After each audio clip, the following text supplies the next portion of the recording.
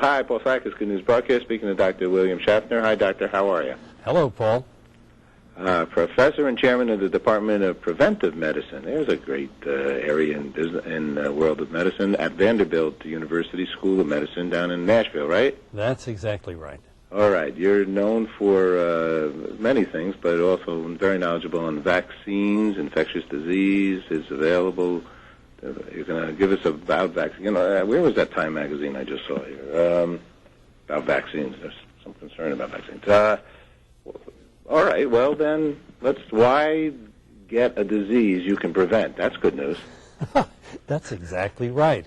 And the CDC is actually promoting information about vaccines, particularly vaccines for adults, because we usually think about vaccinating infants, children, getting them ready for school, and then we forget about ourselves. So the CDC is promoting appropriate adult vaccination. Okay. Now, because if we don't take care of ourselves, how are we going to take care of anybody else? Well, we can prevent a whole array of illnesses, prevent hospitalizations and the like by getting vaccinated. And why shouldn't we get vaccinated ourselves? Okay. I don't know why not. I always do get vaccinated myself personally, and I'm thinking that it makes sense. And a couple of years ago, it was hard to even get vaccine, right? It's changed now. Well, yes, there are any number of vaccine manufacturers, and they are increasingly providing vaccines for adults. Let's give you some examples. For example, we all know about influenza vaccine, and adults, everyone age 50 and over, should get their annual influenza vaccine. And if you're younger than age 50, if you have underlying illnesses such as heart disease, lung disease, diabetes, if you're pregnant during the influenza season, you should get vaccinated. Now, that's one that we're very familiar with. The CDC reminds us there's a newish vaccine that's out that we're probably not as familiar with, and that's the Shingles vaccine, which is now recommended for everyone age 60 and over. Shingles, you know, is this curious illness that's caused by the chickenpox virus. You get chickenpox gets better, but the virus stays with us, and sometime later it kind of comes back on us and causes this blistering rash, which is accompanied by pain. It can involve the face or any other part of the body. Very uncomfortable and unsightly. The rash gets better, and in many people the pain abates. However, in a substantial proportion of people, the pain persists over weeks and months and can be so debilitating it can be life-altering. So the CDC's recommendation is everyone age 60 and over, unless you're immunocompromised, should get the vaccine. So that's a newish vaccine that the CDC wants us to know about. Okay. All right. Then, and vaccines like this, you go to a doctor and you say, I've heard of it, or are doctors also being educated here that they should be recommending it? Yeah, I think the CDC is working both sides of the street.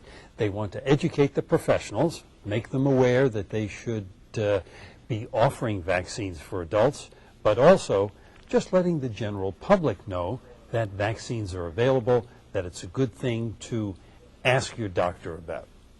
What's HPV? HPV, another important virus, human papillomavirus. That's the virus that predisposes to cancer of the cervix.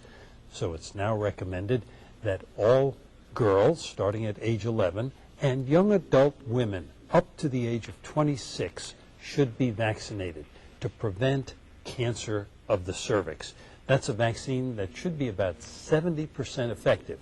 Not bad against preventing a cancer. That's big time. That's very big time. It's big time, and it's made a big impact on women's health. So lots of young women are taking advantage of it, and we would just like them all to be able to take advantage of it. So, doctor, in general right now, the kinds of vaccines that somebody we just talked about shingles after 60. We talked about the HPV for women. What other kinds of vaccines should I guess a young person growing into old? What has been conceived of that we should take? So when you're a baby, you get what kinds of vaccines? Yeah, when you're a baby, there's a whole display of vaccines. But let's focus on the young adults, as you suggest. Okay, all right. Young adults who are not monogamous should get vaccinated against hepatitis B. Also, there's a pneumonia vaccine for people age 65 and older. And again, if you're younger than 65, yeah, a pneumonia vaccine that's given once you hit the age 65.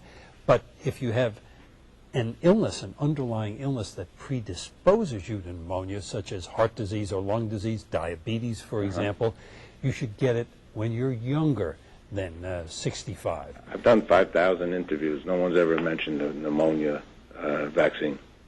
Well, there you go. That's why we're chatting. Wow, and many people pass away from pneumonia, right? Oh, absolutely. Absolutely.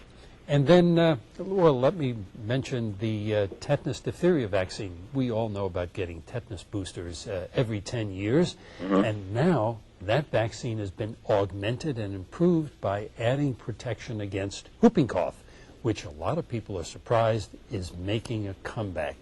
So there you go. You've got a whole array of vaccines that will work. Okay, Dr. Schaffner, thank you very much. I'd like to speak to you more. I know you got a lot of people to talk to, so tell them about that pneumonia one. No doubt about that one, as well as some of these others. Fantastic. Well, thank you very much for sharing the good news with us. Good to be with you, Paul.